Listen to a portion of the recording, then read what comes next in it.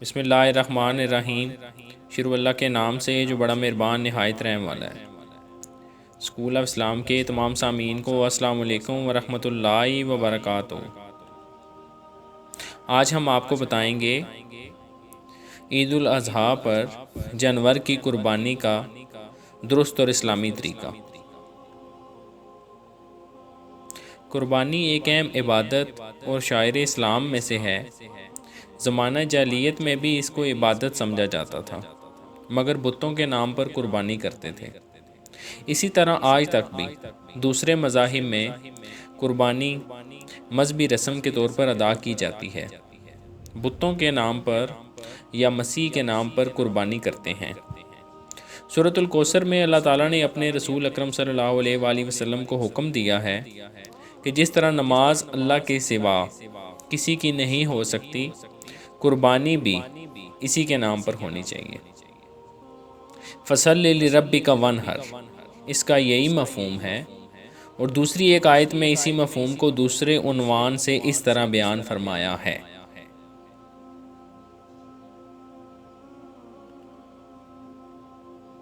جن بستیوں یا شہروں میں نماز جمعہ و عیدین جائز ہیں، وہاں نماز عید سے پہلے قربانی جائز نہیں۔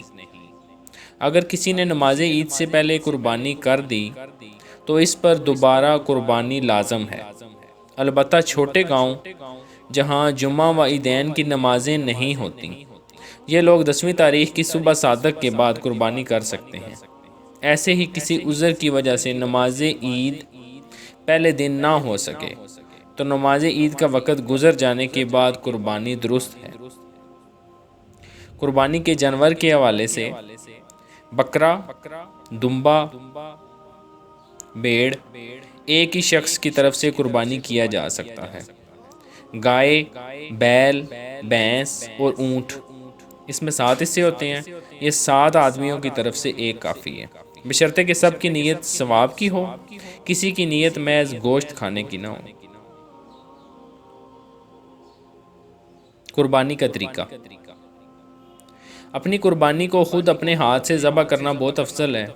اگر خود ذبح کرنا نہیں جانتا تو کسی دوسرے سے ذبح کروا سکتا ہے، مگر ذبح کے وقت وہاں خود بھی حاضر رہنا افضل ہے۔ قربانی کی نیت صرف دل سے کرنا کافی نہیں ہے، زبان سے کہنا ضروری نہیں۔ البتہ ذبح کرنے کے وقت بسم اللہ اللہ اکبر کہنا ضروری ہے۔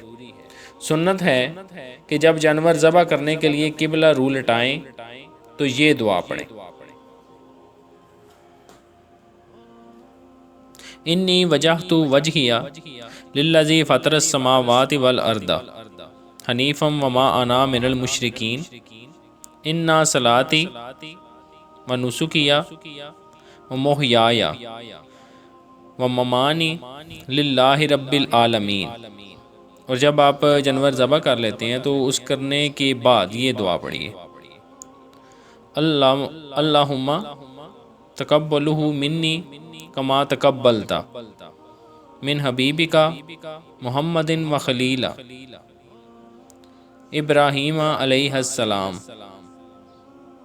ہے اللہ، اس قربانی کو میری طرف سے قبول فرما لیجئے، جس طرح آپ نے اپنے حبیب محمد اور اپنے خلیل ابراہیم علیہ السلام کی طرف سے ان کی قربانیوں کو قبول فرمایا تھا۔ آداب قربانی میں یہ چیزیں آ جاتی ہیں۔ قربانی کے جانور کو چند روز پہلے سے پالنا بہت افضل ہے۔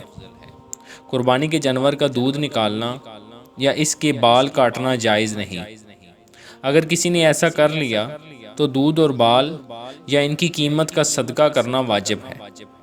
قربانی سے پہلے چھری کو خوب تیز کر لیں اور ایک جانور کو دوسرے جانور کے سامنے ذبح نہ کریں، اور ذبح کے بعد کھال اتارنے اور گوشت کے ٹکڑے کرنے میں جلدی نہ کریں جب تک وہ پوری طرح ٹھنڈا نہ ہو جائے۔